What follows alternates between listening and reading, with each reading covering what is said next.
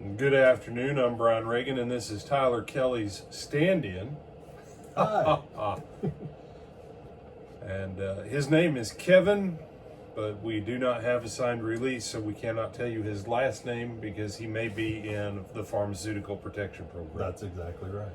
But barring that, our midday meditation today is John 17:20 through 26. Kevin? Okay.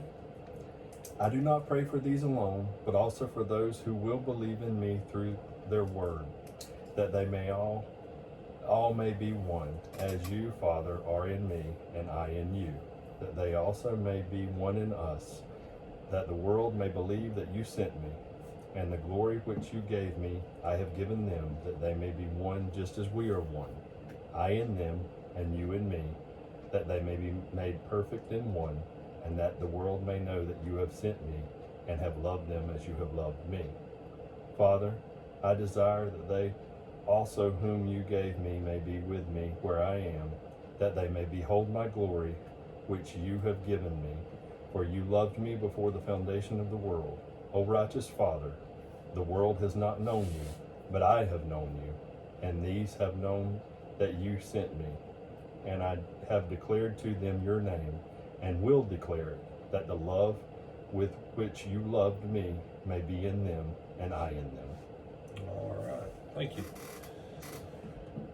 So, the issue of oneness, if you haven't been reading John 14, 15, and 16 before you get to this, you'll read this and you'll mistake it and you'll say, well, the oneness that we have is love. Well, yes and no. Because John 14, 15, and 15, 14, Jesus says, if you love me, keep my commandments. And,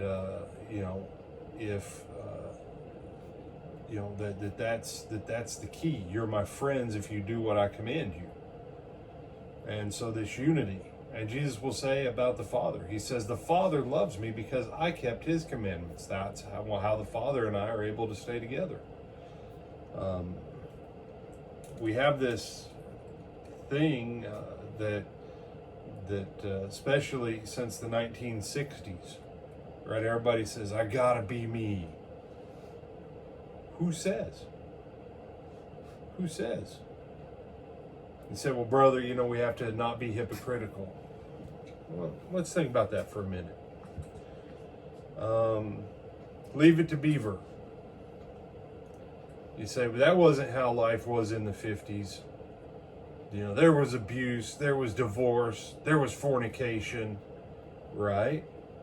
And since we've loaded up television with abuse, fornication, and everything else, are we better for it? Absolutely not. No. All right. And so this whole thing about, well, we just have to be real. Well, there's a place to be real. If Kevin and I are sitting down, we're having a conversation, and maybe I'm struggling with something or Kevin's struggling with something, he looks at me and says, look, 20 years ago, I had a similar issue in my life. I got past it. All right, we've been real. We've been real. But at the end of it all,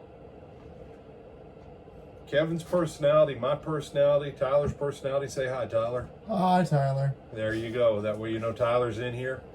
All of those things are placed in subjection to the command of Christ.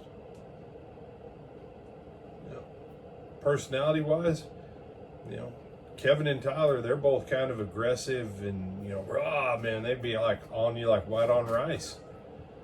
All right? You say, no, Brian, we know Kevin and Tyler. That's not how they are. But what if it was?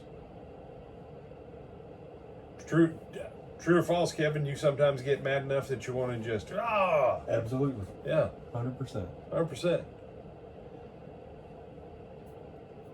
We all feel that way. The world says, don't be hypocritical, let it out. God says, submit it to me and do what I told you.